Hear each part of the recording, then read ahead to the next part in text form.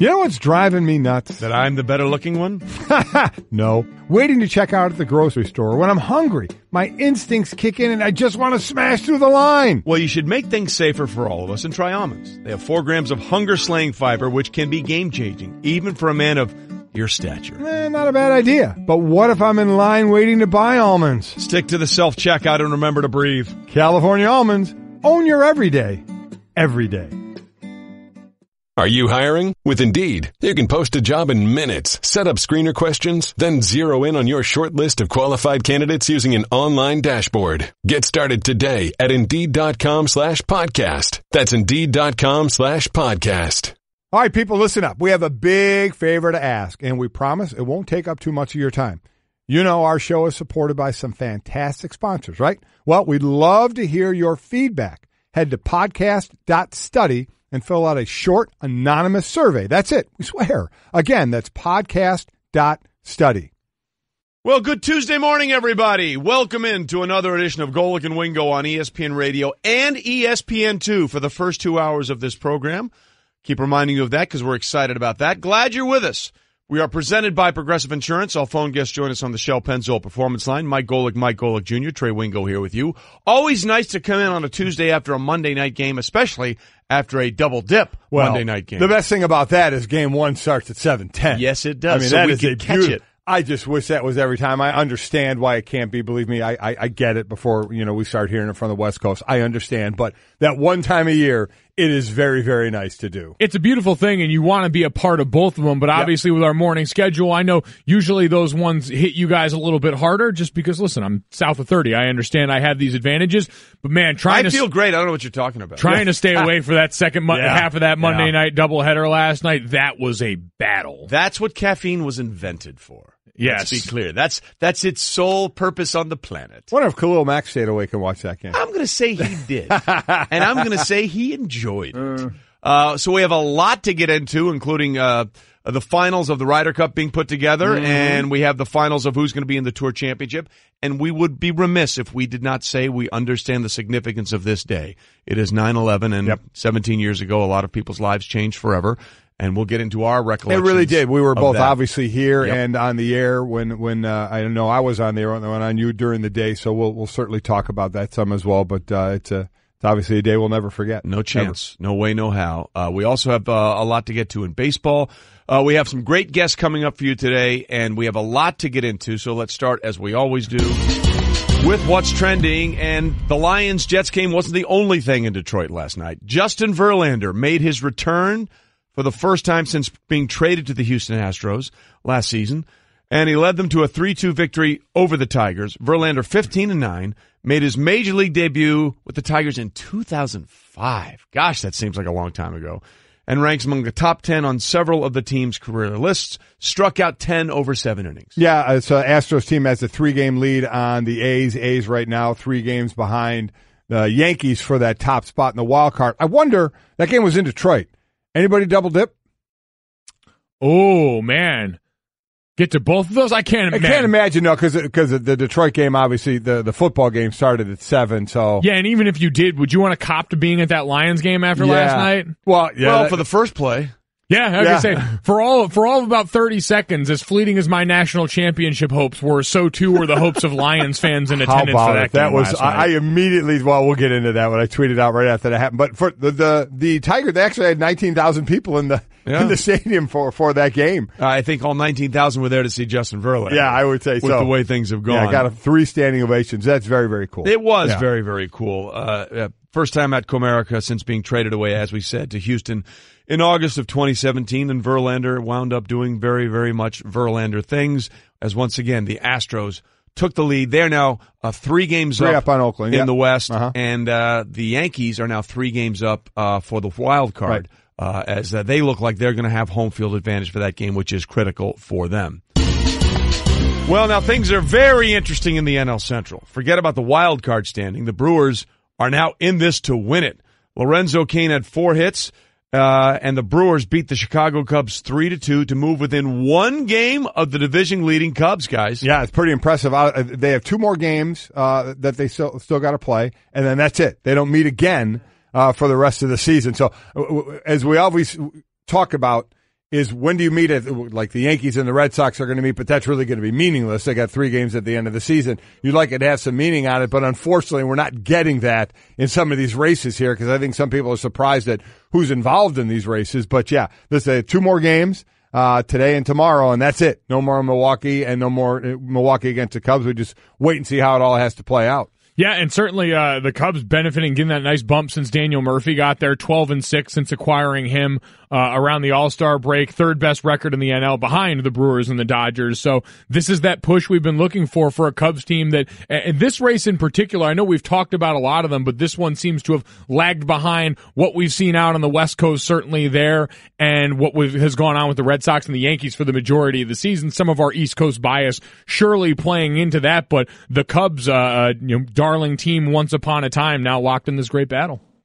They are significantly locked in that battle, and we'll see what happens going forward. Again, that lead in the NL Central is now down to 1. I'm not sure outside of the start of the season in the NFL, if anything makes me happier than saying we have 2 distinctly separate golf stories today. I know. How about that?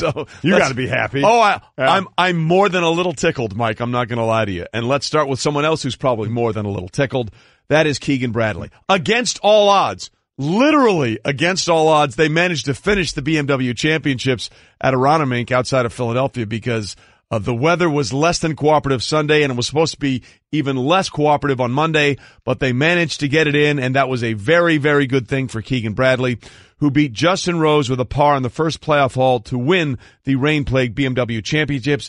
And it was his first tour victory, guys, in 6 years. Yeah, nice win for him. Again, you're right of getting that thing in. It was ugly day with the rain and how wet it was everywhere. Justin Rose, though, getting beat in the playoff, he did go move to number 1 in the world. So there's that. That's not a bad consolation prize. You may have lost the playoff, but now you're number 1 in the world. Tiger shot 5 under, 65, 3 strokes off the lead. He moved to 20th in the FedEx Cup points, the playoff standings. Jordan Spieth is on the outside looking in for the first time in his career as well. So, again, we have a week to wait before we get to the final tournament where 10 mils on the line. Yeah, when you go into that, and it sounds weird saying this phrase outside of the realm of something like college basketball where we hear this all the time, but you've got 5 players going into that championship that control their own destiny. Right. 5 guys that with a win, the top 5 players in the FedEx Cup point standing after the championship control their destiny. So a win next week gets them that 10 mil. It's Bryson DeChambeau, Justin Rose, Tony Finau, Dustin Johnson, and Justin Rose. You mentioned newly minted world number 1. So those 5 guys, it is that simple. Everybody else, 6 to 30, needs a little bit of help. You know what they still get too? As I didn't even realize that they get the prize money for the tournament. Oh yeah, for they get like another 1.5 or 1.8 or whatever it is. And it is throw amazing. it in off that. Here's 10 mil, and you won the tournament. Here's another 1 whatever. Normally 1.5 would be good, but when there's 10 million on the line, that's that tip you throw back to the blackjack dealer after the end of it. It's like, you can keep this one. It's been a hell of a day. He'll be standing there with his hand out for that 1.5. It's caddy. Oh yeah. Hey, you just got 10 mil. It's 1.5. You don't need that. How about me? Yeah, listen, for the poor. I know we have this other arrangement, but I kind of helped you out here. Now you mentioned Tiger. He had an amazing 4 rounds there. He shot a 68. Then an even par 70, a 62, which 8 under. Then an even par 70. Then he went 4 under and 5 under.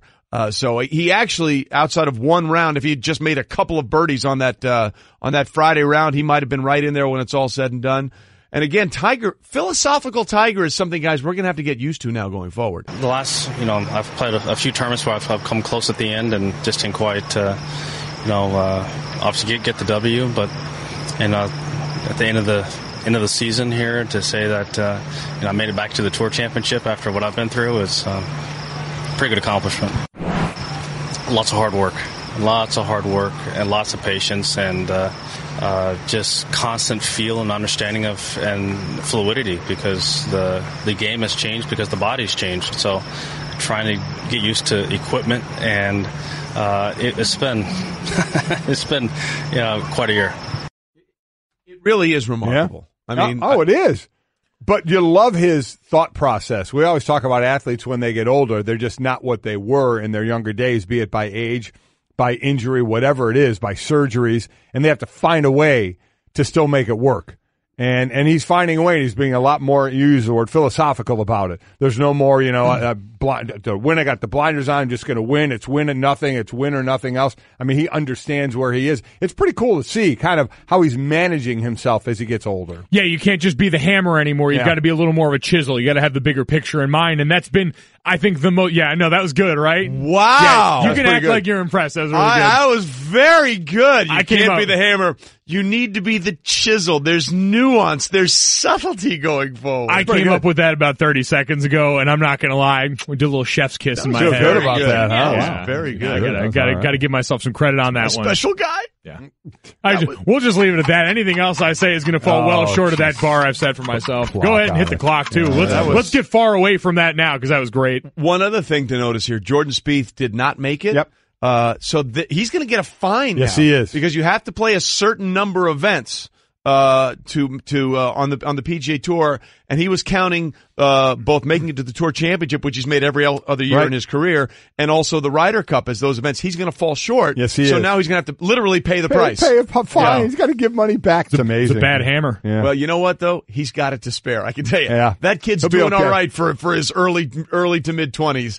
He's well ahead of the economic curve, we'll put it that way, although he probably doesn't feel that way. And again, another distinct golf story, and this is not a win for it's a win for the show, because our guy, as predicted, by the way, by all of us, made it. Yesterday, Tony Finau was named the final captain's pick for the Ryder Cup team by our USA captain, Jim Furyk, Jimbo, J-Man, Furzy, Big Jim, Jimmy Jim. Made the pick that we all thought was going to happen. Tony Finau, the birdie machine, is the 12th and final pick for the Captain's Cup team for the Ryder Cup. 11 top 10 finishes this season, including 3 in the majors. And then obviously what he's done in this FedEx playoffs as well, how he's been doing a second, a fourth, and an eighth. I mean, he's the birdie machine that you keep calling him. That's one of the reasons he got in this.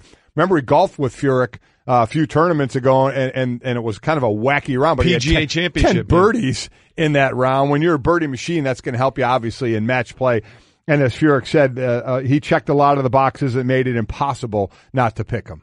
Yeah, this pick is killing me softly, man, I tell you. Oh. You should have stopped with the chisel. No, You should have stopped with the chisel. Wow. Xander Schauffele, by the way, wasn't he the one caping saying Keegan Bradley should have been more strongly No, Brandel considered? Chambly. Brandel Brandel Chambly Chambly said that, excuse me. Brandel Yeah, Chambly. all these E-names sound the same anymore. I've peaked already at this show.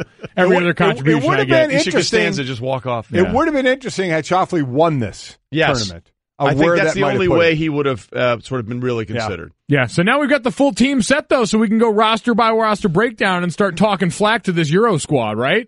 Yes, and by simply name recognition and number of majors and all that kind of stuff, we should wipe the floor. Let's just say that right now. We are going to smoke them. I hope you're right. Smoke them. I've seen far too many of these when we had the much stronger team and we go over there to their soil, and somehow Ian Poulter, every 2 years, he can stink. And for 3 days, he's the greatest player in the world. No, you jump on this bandwagon right now. I'm on the bandwagon. I'm just telling you. I'm just telling you, I've been down this road before. We're not just going to beat him on a golf course. We're going to beat him physically. Yeah. Oh no. Yeah, we're going to meet him after the round. Exactly after the round. Kick the ever loving hell out of him. Absolutely right. It's over. Done. Hooligan stuff. Let's be golf hooligans. Yeah. We're going to be nice after we beat him and say, let's go out drinking, and then we're going to smoke him in the bar as well. Well, that we can do. We're going to out golf him. We're going to out drink him. We're going to hit him. Yeah. All right, we're not going to do that. But. Well, the out drinking thing. Getting carried away. I think HR's on their way. All right, the out drinking thing may be a problem. Play the clock because I'm telling the story. Jamie Donaldson sank the winning point for the Euros a few years ago. He's a Welshman, and they got him the next morning talking about it, and he's there completely blasted still, wearing a hoodie. His eyes are like this. He looks like he's been run over by a truck. And they said, has it sunk in yet that you sunk the winning point for the Ryder Cup? And his answer was, nope. Because I'm still drunk. There you go. So we may not be able to outdrink them. All right. We can do... That guy can come to our party. Exactly. We can do everything else. All right. Sam Darnold. We get to that. Sam Darnold's debut is what everybody's talking about. Brought to you by Lowe's. Pros in the know. Start with Lowe's. Go to lowesforpros.com. And we're talking about Sam Darnold's debut because it could not have got started off worse, and then lo and behold, it all turned around. Here again, if you didn't see it or hear it last night, was the first pass attempt of Sam Darnold's career. And there is the play-action fake and the bootleg right for Sam Darnold. Looks back to the left, fires one left sideline, and it's intercepted. Picked off down the sideline, heading towards the end zone, and into the end zone with a touchdown is Quandre Diggs.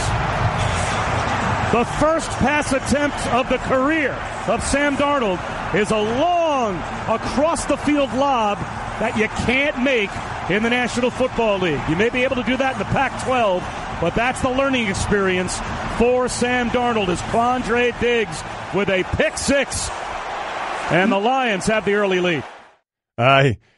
He pulled off the college shame. I heard you talking about it this morning, right? Oh, yeah. I had to go down that road. The classic, you can pull that off in the Pac-12. Yeah. This is the National Football League, son. Well, that was Bob Wischusen on ESPN Radio 98.7 New York. He's also right there. I mean, those are things that's a lollipop throw that you can probably get away with in college. I'm not going to sit here and say you can get away with that all the time. I didn't say all the time. I didn't say all the time. But those are throws that those DBs aren't breaking on that ball the way they are in college. Was that not? Because a lot of people are saying you're throwing back across your body. That was the throwback play. That was right? a throwback play. I mean, that was a shot play. That was a designed throwback. Listen, that wasn't him just chucking it across his body back. And when you saw the all-22, you saw Diggs. I think called correctly, kind of baiting. Yes, he saw absolutely. the back coming out and just kind of baited. As soon as he looked back, he broke on the ball. Yeah, that was without a doubt. Back's not releasing, backside out of there, just to go run a route. Late right. across the field is never good. Never good. So that's idea. what I immediately tweeted out. Well, all Jet fans are looking for new TVs after they broke them, and boy, oh boy, from that point on, things turned around. Yeah, I'd say they did. And I got to tell you, that is what USC fans will say they saw from Sam Darnold, and it gets us a chance because he finished up 16-21. 198 yards, 2 touchdowns, including a dime to Robbie Anderson. I thought that was getting picked too. I thought it was a little underthrown. I thought it was a little more underthrown on when I saw it live than I saw the replay. It was a better throw than I thought it was. But you're right. It was a good throw. It was absolutely a good throw. I thought the DB was going to pick it. No doubt Anderson had a step on him. Yeah. DB was making up a couple of steps because it was just a hair underthrown, but got there and it worked. But that's why Sam Darnold's nickname at USC was the DNA, because things don't tend to faze him. And I go back to that story. He was the second of the 2 blue chip quarterbacks to sign at USC, which rarely happens. You get one blue chip and the other guy says, well, fine, he's going to be the anointed one. I'll go sign somewhere else. Darnold went up to his OC at that time and said, best kid plays, right? And by the time week 1 rolled around, that other blue chip quarterback was transferring, in the process of transferring, because he knew Sam Darnold was going to be that guy. And Sam admitted after the game, hey, it can't get any worse than that first throw. Obviously, licking my chops a little bit too much, I think, on that play. And then, it was one of those where right when I let it go, I thought I had him. And then out of the corner, right when I released it, I saw the defender and just thought, oh, shoot. And then he took it back, obviously, for a pick six. But after that, it is what it is. Put it behind you and play the game. So you give him a lot of credit for the mental resolve it takes to come back from that? Especially, remember, he's 21 years old. He's the youngest starting quarterback in the NFL, at least dating back to 1950. He may be later than that. We just can't trust the stats back then. Yes, exactly. And, but like you said, this is something we knew about him from Southern Cal. He's also used to turning the ball over a lot from his time at Southern Cal, if anyone was at the Notre Dame USC game in 2017. But I digress. Uh-huh. So we got all that, but we talked about it, that first play. While a bad idea late in that one, it was a shot. That was something the Jets offense wanted to do. And I give the Jets coaching staff credit, and Jeremy Bates in this offense in particular, because you saw when he came back over the sideline, Josh McCown is there, and he's saying, don't change a thing. Right. Let's not do anything different. Let's not shrink from this. And I thought the Jets came out with a good game plan that was conservative enough, that schemed open a bunch of looks, but that still allowed him to throw the ball downfield in some spots and have a great amount of success. And we saw with the score of this game, obviously the end 48-17, but understand the first drive of the second half, Detroit went down and scored pretty easily, and it was 17-all. Correct. It was like, well, wait a minute. This was a game 2 minutes into the second half. From that point on, look at the different ways the Jets scored. Everywhere. Their next 5 possession, the next 5 times they scored, offensive passing touchdown, a pick six by Darren Lee on defense, a special team touchdown on a punt return, a field goal, and a running touchdown by Kroll, who went 62 yards. So they scored every way imaginable, put up 31 in the second half. 31 unanswered. It was 17 all after Detroit's drive. So You had to be sitting there. This wasn't from the get-go, oh, my God, the Lions, you look horrible. They looked shaky. There's no doubt about it. But the bottom line was it was 17-all, one drive into the second half. Yeah. So they had to be feeling pretty good. But then Matthew Stafford got the snot knocked out of him, throwing 4 picks. It was just brutal what went on. Yeah, after that first throw, Darnold looked like the veteran, and Stafford, in his 10th season, by the way, looked like the rookie. I think this was the 4th or 5th time they said he's thrown at least 3 interceptions in a season opener, and Stafford admitted, hey, I got to do better. Not the way we wanted to start it. Obviously, Quandre did a great job, came out early, made a great play, got the crowd into it. And then story of the game's turnovers, We had too many of them. I had too many of them. Can't do that to our team. I told those guys in there, I'll take this one, and hope I never have to say that again. I don't want to do it. I'll push myself as hard as I can to make sure I don't have to. Felt prepared coming into the game, just didn't make enough good decisions or good throws.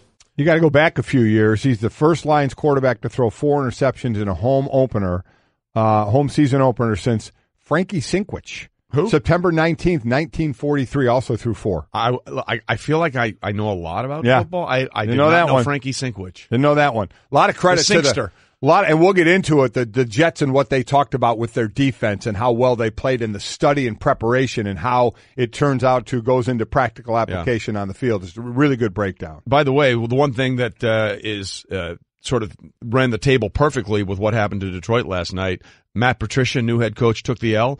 Coaches making their debuts, like their first year with their team, even if they've been there before, 0-7. Over week 1 of the NFL season, and that's a stats incredible. Brought to you by OnStar. Advisors are ready to help when the unexpected happens. OnStar, be safe out there. I was listening to you try and get all 7 this morning. I couldn't get the 7th one either. It was Vrabel that you were trying to get there. We couldn't. And in case you don't know, it was Gruden, Pat Shurmur for the Giants, Matt Nagy for the Bears, Steve Wilkes for the Cardinals, Frank Reich for the Colts, Matt Patricia for the Lions, and Mike Vrabel for the Titans. I couldn't get that one either. Understand, because we forgot that game because it took 37 hours to finish. Yeah, that's true. By the way, Golic and Wingo is presented by Progressive Insurance, protecting your small business. It's kind of a big deal. Cover what you've worked so hard for. Visit ProgressiveInsurance.com. You mentioned John Gruden. He was also in that new category of head coach, although he had been back after a while away. And we're going to put him in a logic pretzel because of something he said that really didn't make any sense at all whatsoever.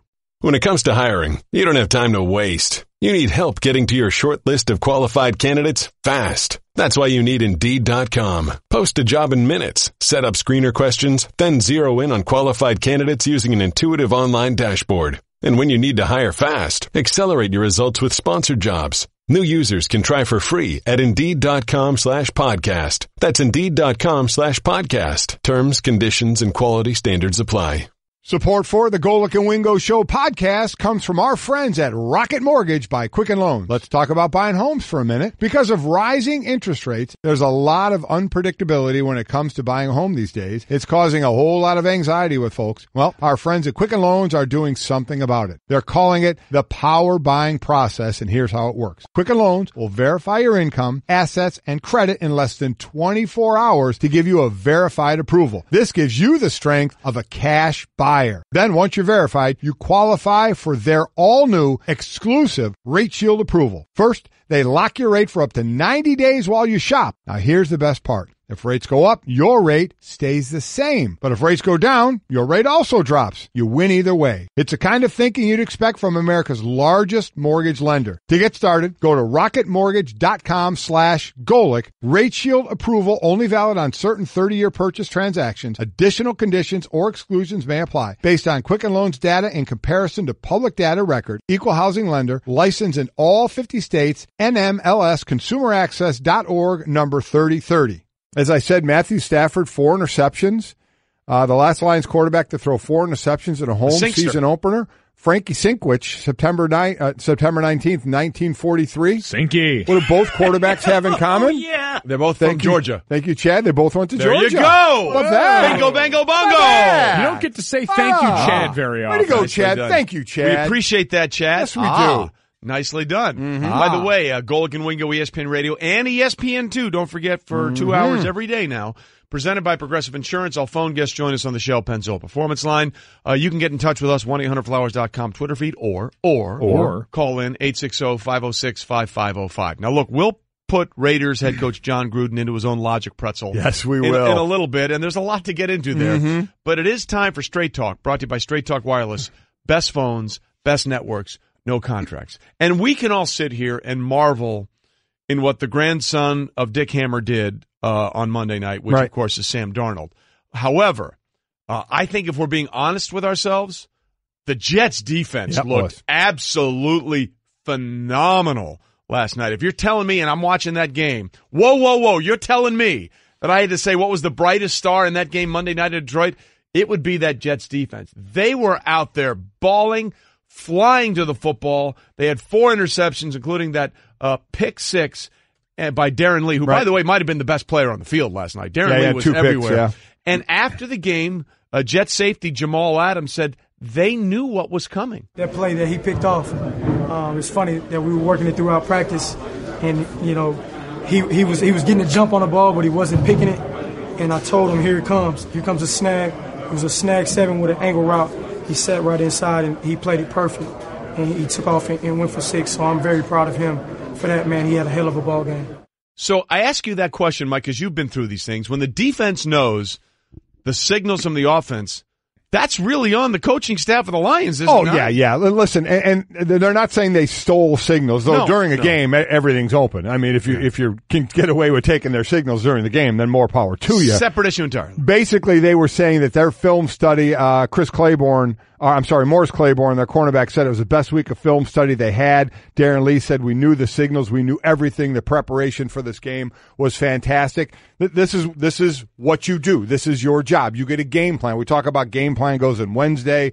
You do it all through the week, and then you study it. And what a game plan does is it gives you tendencies. It gives you 2nd and 7+, 2nd and 3 or less, 3rd and all situations. What for the formations they like. It's a whole lot of situations out there that you practice over and over, and you look for things, and you watch film, and you watch Matthew Stafford in those situations. You watch where he goes, and you pick up tendencies, and that's what film study does. And then if you get in the game, a lot of times, whether it's hand signals or what they're saying at the line, things that I would certainly listen for as well. If you could pick things up, you pick them up. But this is film study. This is what you do to prep for a game. And I remember you talking about this, Mike, when you were, I think it was your redshirt junior year, you were playing center at Notre Dame, and you played against Boston College and Luke Kuechly. And you just said Luke Kuechly knew everything that was coming out there. Well, and that's the difference, too. College, so much easier with these spread teams. That was a lot of the criticism of Chip Kelly towards the end of his tenure in Philadelphia, that people were saying we knew it was coming every time because formationally it was so simple.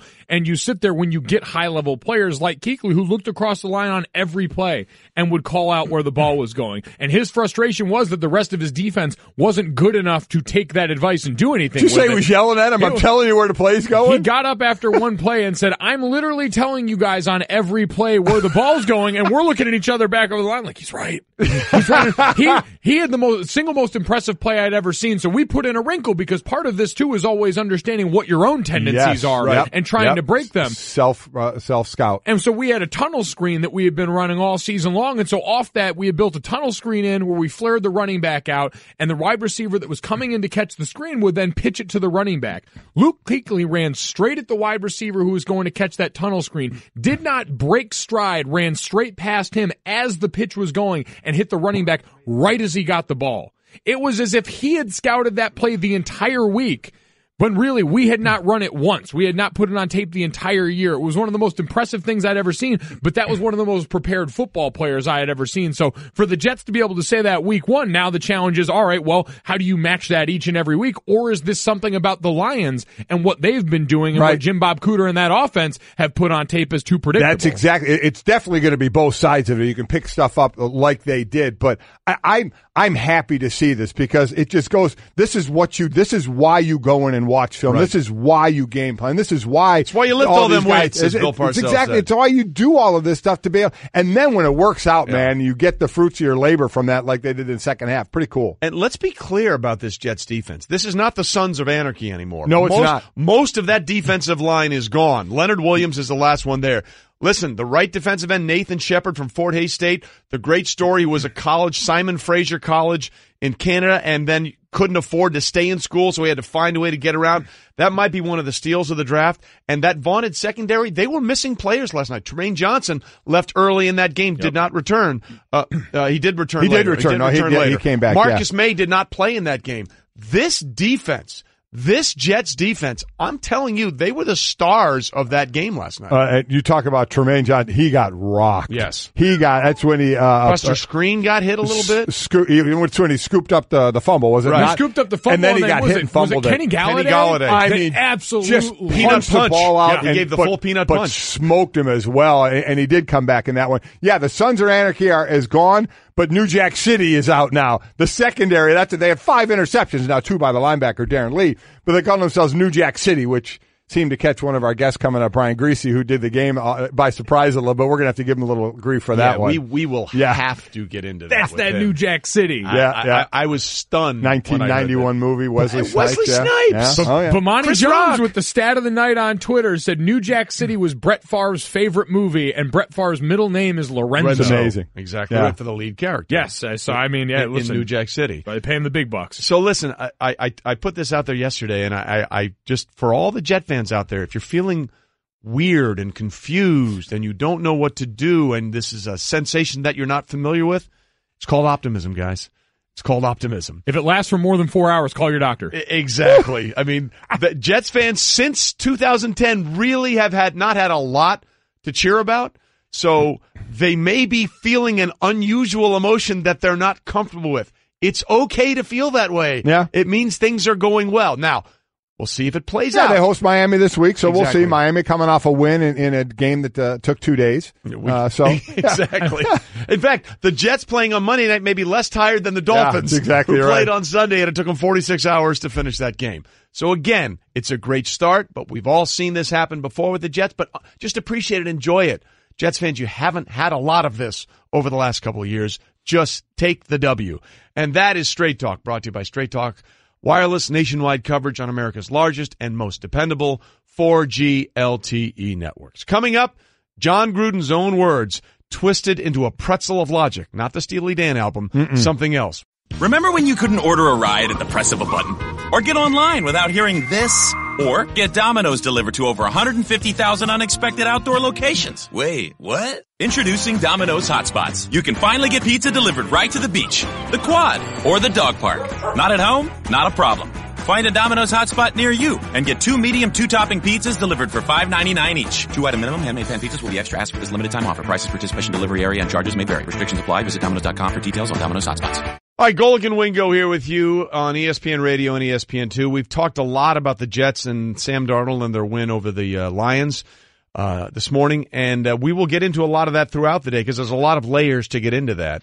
But there's also the other Monday night game, which was the game of heavy hitters, which was the new look L.A. Rams having signed Ndamukong Suh and signed Brandon Cooks and figured out a contract for Aaron Donald, facing the team that did not do that, which would be the Oakland Raiders, who could not figure out a way to get Khalil Mack there. We'll get into the game and what that meant a little bit. But before the game, Raiders' new head coach, our longtime Monday Night Football guy, John Gruden, sat down with our Lisa Salters and addressed the fact that Khalil Mack was no longer there. Obviously, they traded him away, and let's just say his debut with the Bears went pretty well.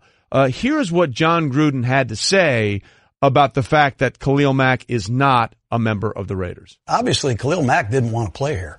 You know, that's what's being missed here. He was under contract, Lisa. You know, he was under contract. He never showed up for an OTA. He never showed up for training camp. And it was obvious he wasn't going to show up for the season. So, you know, don't forget that. We have to get ready to play. And I want players that want to be here, that want to help us put this thing back in high gear. Okay. Couple of things there. Yeah. That sounds great, right?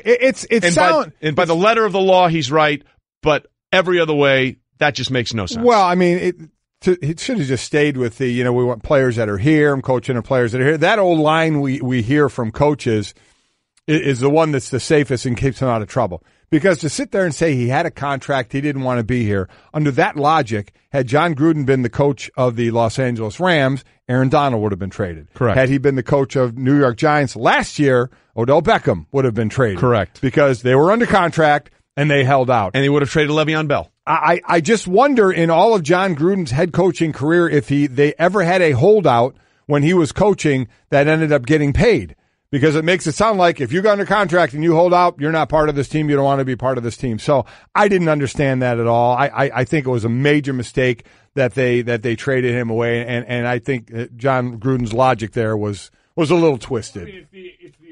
Oh, there you go. You know, go ahead and do it. He missed it. Cliff missed it. So okay, you're all all right, perfect. Yeah. I got away with one there. Cliff is still missing it. Yeah, he's talking to Stanzik no doing idea. something But else. so I guess I look at this and I say the old demonize the player routine probably would have played back in John's last coaching stint, because at that point I think people would have been much more likely to buy into that. Now I think we know a little bit too much, and we've seen a little bit too much of this, and especially with the amount of dollars on the line right now, people are usually understanding that this is the only tool. And even now we recognize holdouts don't always work. We got in a situation this year. Odell Beckham Jr. wasn't even a holdout. He had to go into camp to show them that. We saw both sides. Aaron Donald held out, got paid. Yeah. Odell went in, got paid. Exactly. Look. So every situation is different, but that's the only recourse you have. And you're right. The history of the NFL is littered with cases of guys who held out and still ended up back with that team. It's an amazing process. And here's the other part that sort of undermines what John was saying there. How do they know? They didn't have any conversations with him. From everything that we've been told, from Adam Schefter and everybody else, they had not spoken about details of a contract with Khalil Mack since February. So how do you know he didn't want to be there? I also wonder if when John went there, or if they cut any players who were still under contract, if that player walked into John and said, wait a minute, I still have a deal. I have a contract. You're not honoring my contract. You cut me. I mean, there's two sides to this. So I don't know why he went down that road. One interesting fact that I came out of this as well, that come out that, did you see the Rams were trying to trade for Khalil Mack? Yeah, offered a first and a third. A first and a third, and then they were gonna give him a raise this year, and then they said they were gonna be all in it for this year, and then they were gonna trade him at the end of the year. They said they wanted, again, they would have Ndamukong Suh, Aaron Donald, Michael Brockers, Dominic Easley, and Khalil Mack. My so God. they were going to trade a first and a third, have him for 1 year, trade him, and try and get that back again. Boy, that's pretty wild. That'd have been something. We haven't even talked about the Rams in this situation. We'll get into that going forward. But this is now, after one game, it's close to being critical mass for the Raiders. And they were leading at halftime of this game. They got leading. smoked 23-0. Second half, in the second half. Derek Carr, losing quarterbacks. Here's how to win games. Don't have 3 or 4 interceptions. Losing quarterbacks were no touchdowns, he had one. He had one touchdown. And did Stafford, yes. I believe. But 7 interceptions between the two of them. Yeah. Stafford and Carr. We always say let's not judge a team in September, especially a Bill Belichick team. They went out. Remember they got rid of Lawyer Malloy that year, and then they lost 31-0. They went on to win the Super Bowl that year. That was Bill Belichick with a really loaded, talented roster in New England. I'm very curious to see what happens going forward with the Raiders, because listen, if it goes off to an early start, Mike, you know this. People are going to say, wait a minute, we could have used that guy, and we're not. They got no pressure last night. And they didn't use wide. Well, Amari Cooper had 1 catch last night. Yeah. Like Jared Cook set every tight end record in the world, but you see the strategy involved here. John Gruden has very clearly said, all right, we have a spread nickel league. I'm going to try and go right up the middle, and it worked for a little bit, but then eventually stuff gives way. And that's another thing we can question John on, because they couldn't get rid of Michael Crabtree fast enough to sign Jordy Nelson. Michael Crabtree, whether we want to admit it or not, the last few years, Michael Crabtree had really been the number 1 receiver for the Raiders, and Amari Cooper was the number 2 receiver. Their 2 leading receivers, Jared Cook and Jalen Richard, had 9 catches each. It's a tight end and a running back. Yeah. A lot of questions about how that team is built going forward in Oakland, and they'll have time to answer them. Coming up, the NFL admitted to making a mistake. Plus, we'll go to Detroit and talk to the former quarterback who analyzed Sam Darnold and needs movie history. Remember when you couldn't order a ride at the press of a button? Or get online without hearing this? Or get Domino's delivered to over 150,000 unexpected outdoor locations? Wait, what? Introducing Domino's Hotspots. You can finally get pizza delivered right to the beach, the quad, or the dog park. Not at home? Not a problem. Find a Domino's hotspot near you and get 2 medium 2-topping pizzas delivered for $5.99 each. 2-item minimum. Handmade pan pizzas will be extra. Ask for this limited time offer. Prices, participation, delivery area, and charges may vary. Restrictions apply. Visit Domino's.com for details on Domino's hotspots. You know what's driving me nuts? That I'm the better looking one? No. Waiting to check out at the grocery store. When I'm hungry, my instincts kick in and I just want to smash through the line. Well, you should make things safer for all of us and try almonds. They have 4 grams of hunger-slaying fiber, which can be game-changing, even for a man of your stature. Not a bad idea. But what if I'm in line waiting to buy almonds? Stick to the self-checkout and remember to breathe. California almonds. Own your everyday.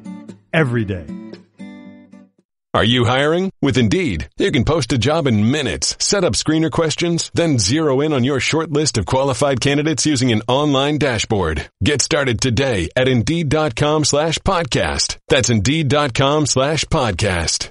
All right, people, listen up. We have a big favor to ask, and we promise it won't take up too much of your time. You know our show is supported by some fantastic sponsors, right? Well, we'd love to hear your feedback. Head to podcast.study and fill out a short, anonymous survey. That's it. We swear. Again, that's podcast.study.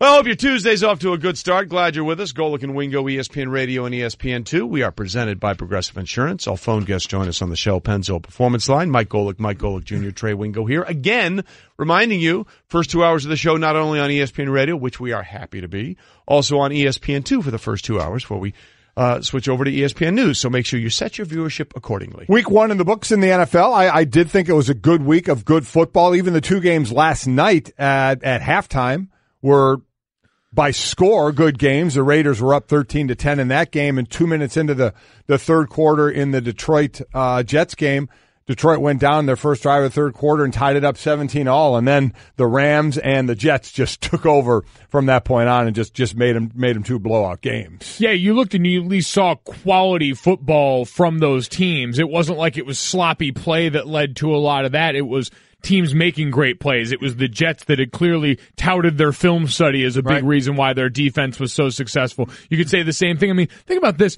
We saw, would anyone have predicted before this season that in week 1, the Ravens and the Jets would hang almost 50 points on their respective opponents? That's true. Yeah, or that the Bucks would do that with Ryan Fitzpatrick. Ryan Fitzpatrick would be the best quarterback in week 1. And we found someone that picked him on their fantasy team. Yeah. Yes. Yeah. Who was that again? His son. That's right. We'll get to that. We'll get to that. Thank you very much. I was like, wait, it couldn't be one of us. What are we talking about? No, one of us. All right, Golic and Wingo presented by Home Insurance. Getting a quote is easier than ever. And let's start this hour, as we are, to Progressive Home Insurance. What'd I say? You just said home insurance. Well, you should have home insurance, but Yeah. really you should have Progressive Home Insurance. Make it a lot So better. we are presented by Progressive There you Home go. Insurance. They're the best. Yep. Getting a quote with Progressive Home Insurance is easier than ever. Now that's progressive. All right, well, we'll progress on with this show with what's trending. And Mike Golic, this has got to make you happy and so angry at the same time. Well, it does. Again, it's because of what it costs you. The NFL has said they made a mistake in the did. Steelers-Browns game. Al Riveron, the NFL Senior Vice President for officiating, told NFL.com on Monday that the Myles Garrett roughing the passer penalty because he landed on him was incorrectly called. It should not have been called. It happened in the second quarter. The Browns or the Steelers were inside the 10-yard line. It was 3rd down. It would have made it 4th down. It would have made it 4th down, and the Steelers would have had to kick a field goal or a field goal attempt. The call was made on Myles Garrett. It gave the Pittsburgh Steelers a 1st down, I think, at the 4-yard line. They scored on the next play. Now, it ended up 21-21. We have no idea where it would have gone from there. I'm not going to sit there and say that would have been the biggest difference, but that's my point of this penalty, is it costs you. It keeps a team on the field and offense when maybe they should be off the field, like here. It could be the difference of 3 points and 7 points, like it did here. I just think they went too far. I think they got that wrong. I think they got Carlos Dunlap wrong. I think they got a couple of these wrong. And basically what they're saying is in this one is Myles Garrett didn't land enough of his weight on Ben Roethlisberger, so it shouldn't have been called. Just what I said. These guys are putting their hands out and not landing their full weight on the quarterback, and it shouldn't be called. Well, yeah, that's hard to see, though. Like, this is another one. Like, what are they standing back there for, then? I mean, they got to see something. That's the only job of the ref, is to watch the quarterback getting hit. I understand that, but you say that like, A, you know how difficult that job is personally, and B, that this is something new for them. You don't put in a new defensive scheme and are all of a sudden great at it away. This has been a rule that this is just, I understand, added outside the pocket now. But it's being emphasized. That's like saying you had something in the playbook, but you never run it on game day, and now all of a sudden they busted out. Of course, to look at it's this going for to be a years. little tough. For years, they haven't been allowed to land on the quarterback. I understand that, but they haven't been calling it like this for years, have they? So it hasn't been something the refs have had to worry about looking at. I'm just saying this is going to get better, and that tons of calls affect the outcome of games. This is just one of a number of calls, but because it's new, we're treating it much differently, and we're judging it harshly. Yeah, we are. But Mike, you know how this goes every time. When they say there's a new point of emphasis, they're going to overflag it to begin with. That's what preseason's for. Exactly. Well, yes, but sometimes, much like teams continue to make mistakes in the first couple of weeks of the season that they do in preseason, the refs do. I'm not saying it makes it any worse. It costs teams too much. It does, but I'm saying the human side of this you can't get around. Yeah. Everybody's going to make mistakes. I know there are mistakes. I get it. I'm glad at least they call themselves out for it, but the tough part is you're in Cleveland, you're going, yeah, thanks for nothing. I was about to say, right, this just makes it worse. Yeah. I mean, we laud the NBA's 2-minute report and stuff like that, and we say these leagues are transparent and they admit mistakes. This is the NFL admitting a mistake. Yeah, which is, again, a rarity, so hopefully they'll get it right going forward, because, again, Cleveland's like, really could have used that call on Sunday to actually get a win instead of just not losing. Well, as we said, Mike, yesterday, we really won't know about Aaron Rodgers until we find out the complete results of those tests that he underwent Monday on that left knee after having it fallen on by that defensive lineman for the Bears. And Packers head coach Mike McCarthy either could not or would not say anything specific Monday regarding the starting quarterback's knee or his injury status or his status for week 2, saying, quote, "We do have some information. No decision has been made.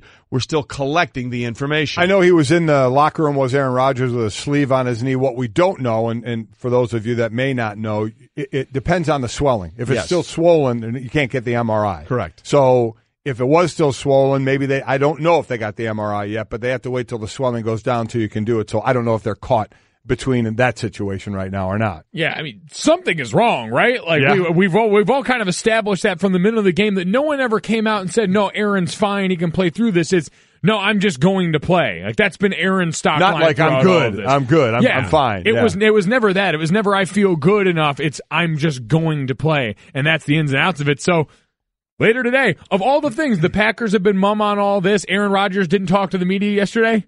Who else but the Dan Le Batard show is going to get him at noon? He is going to be on the Dan Le Batard show. Dan and Stu are going to be tasked with asking Aaron Rodgers about the most important left knee in sports. Well, we'll all be interested to see how that turns out. Again, we won't. I'm not breathing a sigh of relief. I'm a Packer fan until I know exactly what's going on with that knee, because you can get back there and play, and then you can find out, well, we have some issues that we didn't quite understand, and maybe we'll have some of that today when Aaron Rodgers joins the Le Batard show with Stu Guys. And oh, by the way, they're home to Minnesota. Yeah. So whether it's him playing or if it's Deshaun Kaiser, the backup, you're going against that Minnesota defense. All right, so we'll see what happens there. That was the Sunday night game. We had a couple of Monday night games. One, actually both of them kind of pulled away in the second half. We talked a little bit up to the Raiders. We'll get to more of the Raiders-Rams game in just a minute, because there's a lot to get into there, especially the Rams' philosophy going into the season. But the first game, obviously, of the Monday night double dip was the Sam Darnold debut. And one of the guys that was there to call it, ESPN NFL analyst Brian Griese, along with Beth Mowins, called the game from Ford Field. And Brian joins us now on the Shell Pennzoil Performance Line. Get triple action protection for optimal engine performance with Shell V-Power Nitro Plus Premium Gasoline. Brian, thanks for being with us. We'll get into the game, but first of all, New Jack City, really? Really, New Jack City? Come on, man. That's a legendary Wesley Snipes film. Listen, all I knew was Wesley Snipes. I didn't know about the rest of the movie. I never saw it. What do you want from me? I want more! Again, context of that is that they used to be the Sons of Anarchy, that defensive line, but now the secondary for the Jets, calling themselves New Jack City. That was a movie, a 1991 movie. Wesley Snipes started. Ice-T was in it. Chris Rock. As well, Chris Rock. So that reference, I go on that side of the problem. I'll give you that. If you didn't see it, it's tough for you to make a reference to it. Listen, I was going with Mean Green. I mean, that's about all I had. I didn't know anything about New Jack City. Are you going to watch it this week? Probably not. All right. I respect the honesty. Okay, so we've moved on from the very controversial New Jack City moment in the Monday night game. But, Brian, it was pretty impressive. I mean, again, Sam Darnold's nickname at USC was the DNA, and he sort of showed it. Couldn't have started any worse. He's the youngest quarterback to start an NFL game since at least 1950, and boy, was he able to brush off that first play. Certainly was. It was an impressive outing for young Sam Darnold. And, guys, I've spent the last 2 years calling games of his at USC, and it's more the same. I mean, this kid he really is a breath of fresh air. He is one of the most grounded individuals that I've seen come out of college football in quite some time. He's not buying into the hype. Everybody wants to make him, the next coming since Joe Namath, especially in the Big Apple. But he just seems to go about his business. He doesn't take himself too seriously. His teammates love him already after one game, and he's got the skill set certainly to exceed in the NFL. And it was a real pleasure to call his first game and watch him kind of grow, especially after the way the first throw ended up. So taking numbers out of this, he was 16-21 for 198 yards, 2 touchdowns, and interception. What are the positive? What do you see of him in the huddle, in the pocket, outside the pocket, the intangibles that you like? Yeah, Mike, I think, you always wonder, no matter how talented a guy is, you always wonder when the lights come on, and especially your first start on Monday Night Football, how's he going to react when the real bullets fly? And the stage wasn't too big for him. That was very clear. And you could tell after the first throw, he came back to the sideline. He didn't put his head down. He didn't go sulk on the bench. He got right back in there and came out and started firing. Now, certainly the things that he needs to work on, he has a unique ability to extend plays, and he reminds me a lot of Brett Favre. And I know that's not a fair comparison, but that's who he reminds me of, the way that he has a short memory. If he makes a mistake, he's not going to go in the tank. He will extend plays. He thinks he can make any throw on the field. And he just gets the team, the other 10 guys on the field with him to believe that somehow, some way they're going to make a play to win the game. And that's not something you can teach. So I think that's why the Jets organization is 150% behind this young kid. And Brian, more than anybody else, as our NFL analyst Brian Griese joins us, you would know what it's like to make that debut on Monday night, because your first start was on a Monday night game for the Denver Broncos, right? Yeah, thanks for bringing that up, Trey. We lost. No, I'm just saying. So you know what he had to deal with at a very young age. So that makes it even maybe a little bit more impressive. There's no question. It was about 20 years ago. I had to start against the Miami Dolphins and Dan Marino, and I remember going out there. First of all, I was just trying to keep my pregame meal down, but I remember going out on the field. And every single series, I felt like we had to score a touchdown because it's Dan Marino on the other side, and they scored 38 points in that game.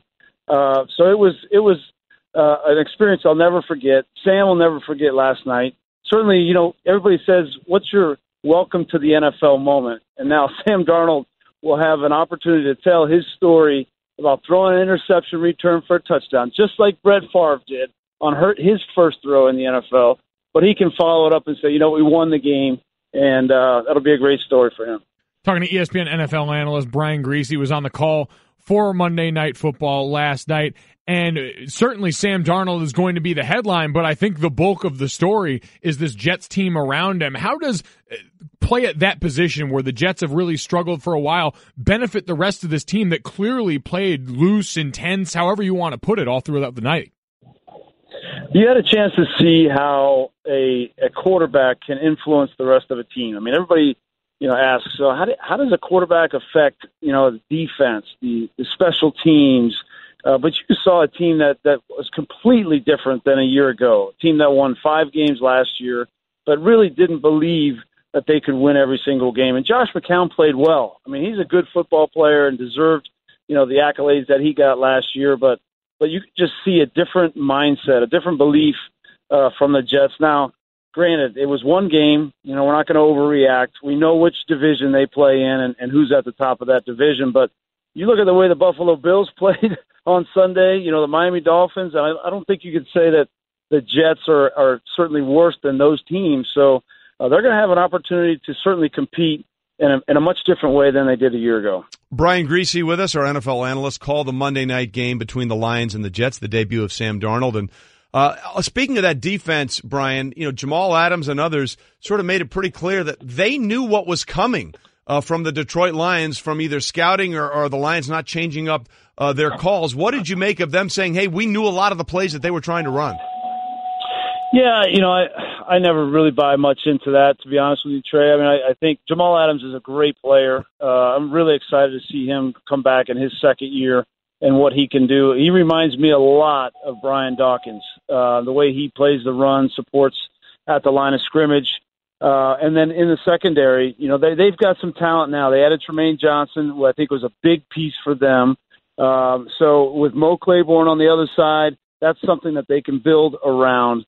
And then if they get that pass rush, that's been the real Achilles heel for the New York Jets, is to get some help for Leonard Williams from a pass rush situation. They draft Nate Shepard, a young kid out of Fort Hays State, of all places, who played well last night. They get Avery Williamson at Mike linebacker. So they have some pieces. But the thing about the Jets is they're in a rebuild. They're in a second year of a rebuild. Todd Bowles, talking with him, that's very clear what they're trying to accomplish. And I think they won the sweepstakes, right? Not getting Kirk Cousins and having to pay $90 million guaranteed. If you remember back, they were the ones that offered $90 million. The Vikings offered $84. And so they missed that, and then they regrouped with Plan B, and then they end up paying Sam Darnold $30 million over 4 years, and they can go spend that money in free agency to get guys like Tremaine Johnson.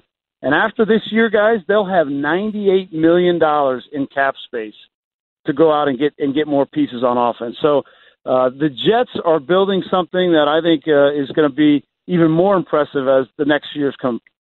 Talking to Brian Griese, well, let's talk about the other team. Matt Patricia, the rookie head coach, one of 7 new head coaches that all lost this past weekend, but they have a quarterback in his 10th year in Matthew Stafford. The last 2 years only threw 10 interceptions in each of those years. And while they started off the game with a pick 6, and then they did tie the game up 17-all the first drive in the third quarter, he had a tough night with the interceptions. What is going on with him and that offense? Yeah, certainly the big storyline coming in was not, Matt Stafford and could he and a group of talented wide receivers and Marvin Jones and Golden Tate certainly produced. The question was, could they have a running game that could go with that passing attack? And they bring in LeGarrette Blount. They go draft Kerryon Johnson. They draft in the first round an offensive lineman and Frank Ragnow, and everybody wanted to see how that was going to play out. But the offense for the Detroit Lions couldn't get out of their own way last night. And, I think at the end of the day, Matt Stafford, he's an excellent quarterback, one of the top 5 or 6 quarterbacks in the league the last 5 years statistically, but he has never won that playoff game. And that's going to continue to follow him. I think I'm not going to overreact to the Jets. I'm not going to overreact to Matt Stafford in the first week, but they've got to figure some things out up front offensively because they couldn't block the Jets' defensive line. There was no time for him to throw the football. Certainly, he didn't make the right reads, and he'd be the first to tell you he didn't play very well. But I'm not going to put it all at the feet of Matt Stafford. They need to figure some things out and figure them out fast. And you look at Matt Patricia, who for the last 14 years has had nothing but success at the New England Patriots. And if in your first game to come out and lay an egg like that, he's got some decisions to make pretty quickly here. All right, so you're saving all your overreaction for right now, Brian. Let's say this morning you're inside the New York Giants building. They look up, and they've been hearing all about you're going to regret taking a running back instead of one of these quarterbacks. Now they got a firsthand look at a guy they could have had in Sam Darnold. Is there any of that tinge of regret setting in this morning? That will be the question for not just for today, but I think for the next 10 years as we watch the careers of Saquon Barkley and of Sam Darnold play out. Saquon Barkley is going to be an excellent player. There's no question. But I think that Sam Darnold will prove to be the steal of this draft at the third position. And, yeah, I do think that the New York Giants will be kicking themselves for not taking him.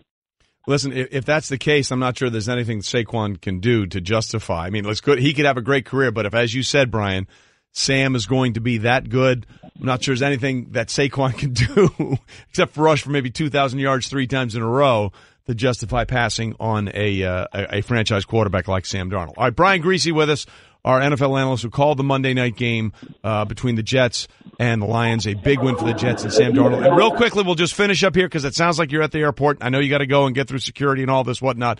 New Jack City came out in 1991. Wesley Snipes' vehicle. Brett Favre, who, by the way, like Sam Darnold, his first pass in the NFL was a pick six. It was his favorite movie. So just so you know, it all comes back to football and Brett Favre. We can all tie it together. If I can get it on the plane, I'll watch it on the plane. How about that? Perfect. Brian, thanks for being with us this morning. Thanks, Brian. All right, guys. Have a great day. When it comes to hiring, you don't have time to waste. You need help getting to your short list of qualified candidates fast. That's why you need Indeed.com. Post a job in minutes, set up screener questions, then zero in on qualified candidates using an intuitive online dashboard. And when you need to hire fast, accelerate your results with sponsored jobs. New users can try for free at Indeed.com/podcast. That's Indeed.com/podcast. Terms, conditions, and quality standards apply.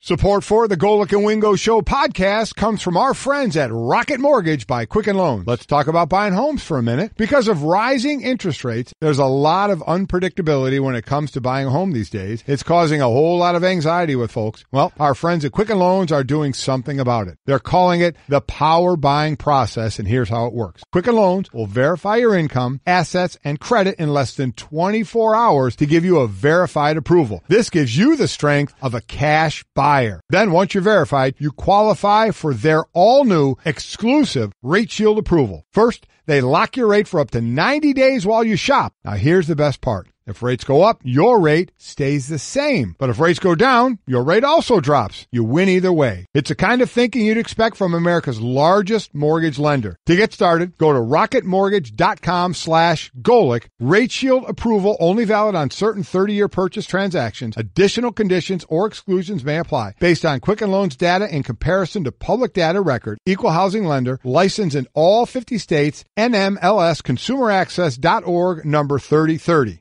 Golic and Wingo on ESPN Radio and ESPN2, presented by Progressive Insurance. All phone guests join us on the Shell Pennzoil Performance In line. defense, he got me the job, so it's his to bet. There you go. Yes, but you've kept it. Yes. Yeah, no, I just had to give that one for nepotism Twitter. Yeah, before it all comes out. What's up, they never would have said that. I don't know why you bring that up. No. Mike Golic Jr., Trey Wingo here with you. Again, you're glad you're with us on this Tuesday morning. You can get in touch with us two ways. 1-800-Flowers.com Twitter feed at Golic and Wingo, where we're asking you, what did you learn from week one of the NFL season? And the correct answer is always, as Al Michaels says, nobody knows anything. But feel free to add in whatever you like. Or you can call in 860-506-5505. We'll get to some of those voicemails.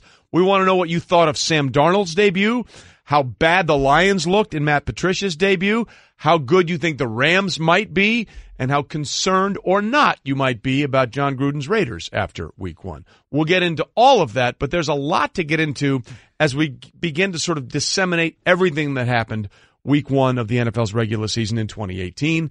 And one thing remained the same, guys. No matter where or when the Texans play the Patriots are going to win.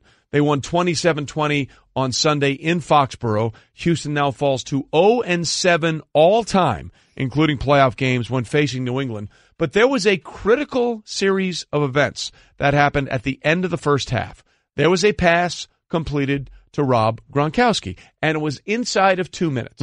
So Bill O'Brien could not challenge. However, the Patriots rushed up to the line of scrimmage because they were like, we're not sure if that's a catch. Under 2 minutes, a review can only come from New York, come from upstairs. So there was some thinking about the idea that maybe Bill O'Brien, because 146 left in the half, right? He had timeouts left, 105 left in the half, 105 left in the half, that he had some timeouts left. Perhaps he should have called one of those timeouts, which we've seen coaches do several times over the last few years, and give the officials a chance to say, maybe we should take a look at that catch. Because watching it all, we weren't sure if it was a catch or not, and you never know what's going to happen in the new interpretation of the rule this year. So after the game, Bill O'Brien was asked specifically about why he did or did not, or specifically did not, use a timeout there to give the refs more time to think about maybe challenging or taking a look at that catch on replay. It's not my job to do that. And let me make it clear, that I don't have challenges with under 2 minutes to go. Okay, so we're all clear on that. That's not my job, though, to call a timeout to make their job easier. What I'm trying to do is make sure that we go into halftime with a 14-6 lead. Down 14-6. I'm not trying to say call a timeout there. They rule it a catch. Now the Patriots have more time to put a play together. So, whatever you're going to write, you're going to write. But that's not my job to do that. Go back to the Gronkowski catch. Were you disappointed they didn't review that? I have no idea, Mark. These are all questions which I probably should have said to John in the beginning. These are questions for Al Riveron in the NFL, not for me. They're not questions for me. It's not my job. Couple of things there. One, there is credence to the idea, okay, if you call the timeout, do you give the Patriots more time to strategize and all that kind of stuff? I understand that, but probably nobody is better in the NFL at having situational things managed than the Patriots. Whether you had the timeout or not, they pretty much knew what they were going to do on the next play. And again, Mike, I would argue, I think it is kind of his job to be able to do that. I can kind of see his point. He said he did talk about also the timeout and stopping the clock. He didn't want to stop the clock. Right. He wanted to keep the clock. I can understand that. The play started with 1:05 to go. The next play snapped with 42 seconds to go. As far as I'm concerned, New York should have stopped it. If there was any kind of thought process about that, they should have just stopped it and said, we're going to get a look at it. But they didn't. And New England did exactly what teams do. You hustle down when there's a controversial play. You try and get the next snap off, which is going to be a throwaway play just to get the snap off because they can't review after the snap. Right. But here's what makes it a little more dicey in how it played out. And again, hindsight is 20/20. I understand that. Tony Correnti, the game referee, said, the situation was that New York did get back to us. However, unfortunately, they didn't get the game officials on the field until after the play had started. So that lets you think if he had called timeout, they might have reviewed that play. You know what? I'm not going to put it on O'Brien. I'm not. I'm putting that on New York. I mean, they got to get that play stopped. And I get Bill O'Brien say, I don't want to stop the clock. I want to keep that clock running as well. So while I get it, I understand the philosophy of calling the timeout. And maybe you do get the review. I do get it. But if you're asking me to weigh one or the other, I can't, hindsight being 20/20, I don't even know what they would have reviewed. Bill O'Brien thought it was a catch, but we don't know. Well, they would have reviewed whether or not it was a catch. Right. But if it was a catch and then he got no win, then he blew a timeout, the clock stops for New England, but and again, he got there was nothing. 1:05 left in the. So I'm not sure holding the timeout mattered much in this situation. I guess that's what I mean. Well, if you're going to try, he wasn't holding the timeout for himself. He didn't want to stop the clock for New England. Well, I don't know. I guess I look in that situation, and if that's truly how he feels, then great. That's on your relationship with the team. Because the one thing is if you're going to be a coach and preach accountability, you better be accountable when something falls under your umbrella. And so depending on what people know and what people believe and think about Bill O'Brien in that locker room, that can be taken one of two very different ways. Because if you get in a situation where Bill O'Brien looks like he's passing the buck on this, because right, wrong, or indifferent, he can say it's not his responsibility. It's something we've seen other coaches do. And so if you're a player who's been around and seen that, and you look and say, well, my head coach punted on that here, and a team got a leg up on us because they were able to beat the clock, that matters. That to me, I don't know, that matters. I will agree with him saying that doesn't sound good because you can use that is part of strategy to use that timeout to see if it would go to review. So I do agree with that. I agree with him saying disagree with him saying it's not my job. It can be in your job description to give the officials a chance to stop the play. We've seen that happen a lot. We have. I guess what I'm saying is overall the strategy he went with, I don't have that big of a problem with. Him saying it wasn't his job, I understand where people could have a problem with that. Yeah, that part of it, because it was almost that defiance, and I understand the frustration that comes at times with speaking in the media that can sort of breed that. You feel like everyone's trying to put this on you. But the best head coaches and the best leaders that I've been around in most cases will take the blame for everything. The buck stops with me is usually the line from the head coach because that's what they're paid to do. Well, you can say and you can argue for your strategy in that situation, but as the head man, that's why you ask for the job, because you want these things to fall on you. And the other thing, if you were listening to the broadcast, it was Jim Nantz and Tony Romo doing the game. Nantz was saying at the time, boy, they might want to call a timeout and make sure New York takes a look at that play. That's where I do fault him by saying it's not my job. Well, it is part of his job. I do agree with that. And look, you can always say hindsight is 20/20, but understand football is a zero-sum game. There's no theoretical here.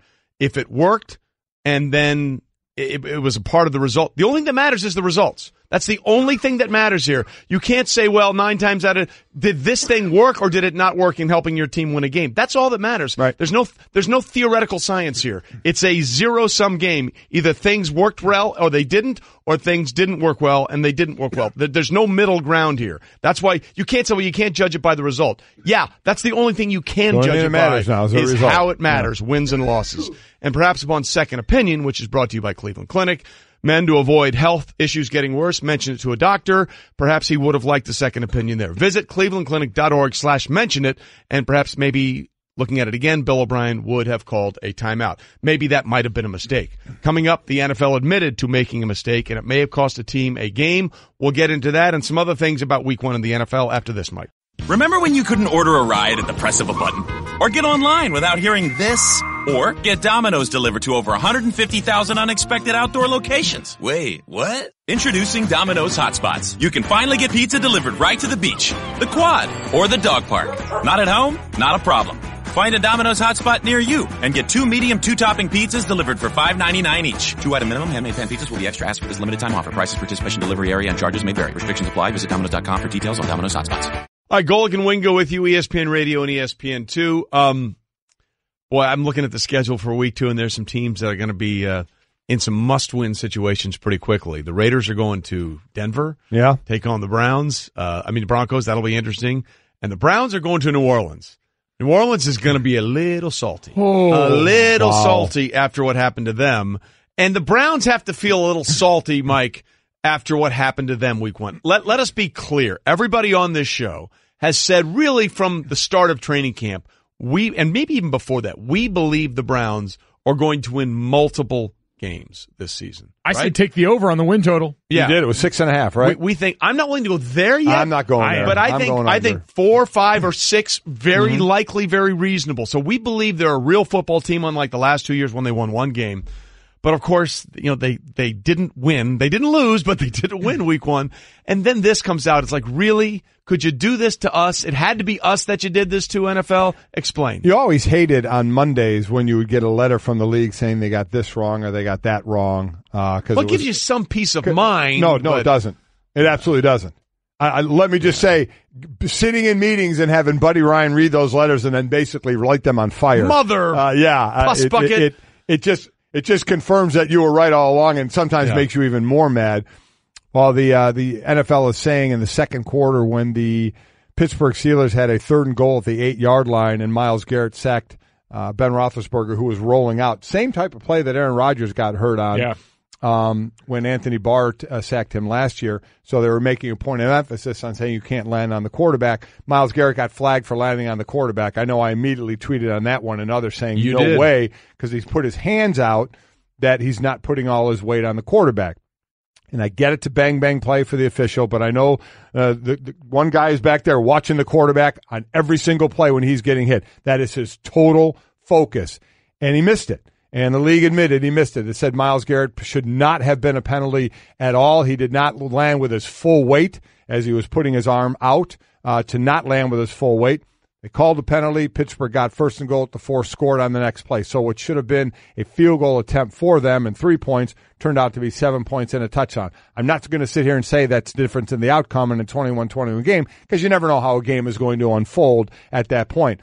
But that's what I always say about some of these penalties when they're trying to do something in the NFL that I understand.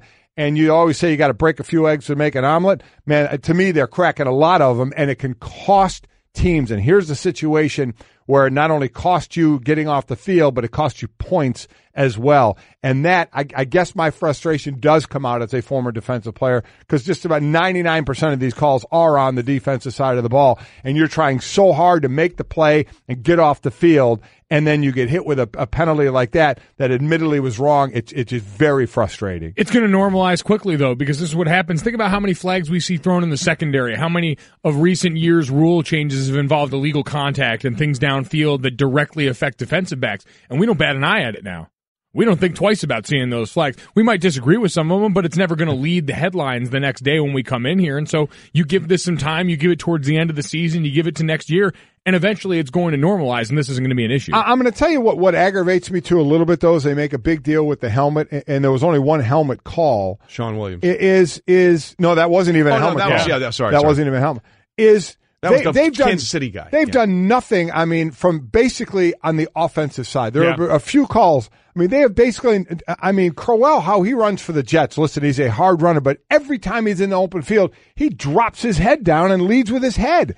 And there's never a call on that. Again, they actually tried this rule a couple of years ago with running backs out in the open, and they basically threw it out and said, we're not going to call it. So now you've made a point of emphasis about leading with your helmet. Running backs do it all the time, and there's not been one call, or with the running back, I think, running the ball. I know blocking they have, but running the ball. So I'm like, if you're going to sit there and open your mouth about we're going to make this a point of emphasis, calling on everybody, and then you don't, you lose a little bit of credibility as far as I'm concerned. That part with you, I'm completely there. And there were more than a few instances in the preseason where, again, we talk about go ahead and throw the flag, that you had a chance to show defensive players in particular that you were serious about calling this, even if it was just in the preseason. Right. But you're right, at some point you needed to make that real, because hell, in the spring we were talking about, are they going to call this on offensive linemen, pulling on guards, certain players? They said it was going to be on everybody. But so they say that, but then you go out there and you give no teeth to half of that, and all of a sudden it sends the wrong message. Okay, we're talking about this because of an error in the officiating in the game between the Browns and the Steelers that really you could argue might have cost the Browns the game, even though it was the first score of the contest. So with that in mind, Hugh Jackson, after the game on Sunday, could not wrap his head around a tie. He kept saying, well, we didn't win a tie. So going into this week, what's the message you're selling to the players? Because this becomes a really important game. What message for Hugh Jackson? For the Browns, because they're now going on the road to New Orleans, who has to be muy picante about what went on in their home stadium and what the Bucs were able to do. Well, when you're watching film for a team that won 0 games last year, you still want to you want to have that positive reinforcement. So obviously there's going to be some good plays there to show. And then I think let's be honest, though, when you're sitting in those meetings individually, Mike, you've been through this, I've been through this, you go through the play-by-play, you have a grade sheet. Every player gets graded on every single play, and you get yelled at or you get praised. That's how it works. But the point of emphasis, I think, will be on the good plays that had Cleveland in the game, and then those 5 or 6 costly ones, and say, look, if there's the if plays out there, and you say it's that little of a difference between a win and a loss in the NFL, in professional sports. And I think that could be the point of emphasis. That, guys, this is where we need to make the turn, to get wins in our season. Yeah, and as far as I'm concerned, I know there are no moral victories in this, but I don't think any decision maker in that building that controls Hugh Jackson's fate, because that's what you worry about, right, is the coaching staff starting to get tight, thinking their jobs might be on the line. I don't think any realistic decision maker in that building looked at the first 2 weeks of the season and said those are winnable games. No, but at some point you have to win a game. You know what I mean? 1-31 over the last 2 years. And most of us had that pencil for week 3 with the Jets. Now that doesn't look so good anymore. It? You're absolutely right. That's when the dilly-dilly was breaking out, the Bud Light. Well, by the way, Joe Thomas may have cursed the Browns by putting out that cooler of beer with the chain on it a little too early. Oh, boy. We'll talk to him about that coming up a little later. Plus, Sam Darnold shined in his debut. Plus, the Rams went all in this offseason and apparently wanted to go even more all-inner. We'll get back to that. Remember when you couldn't order a ride at the press of a button? Or get online without hearing this? Or get Domino's delivered to over 150,000 unexpected outdoor locations? Wait, what? Introducing Domino's Hotspots. You can finally get pizza delivered right to the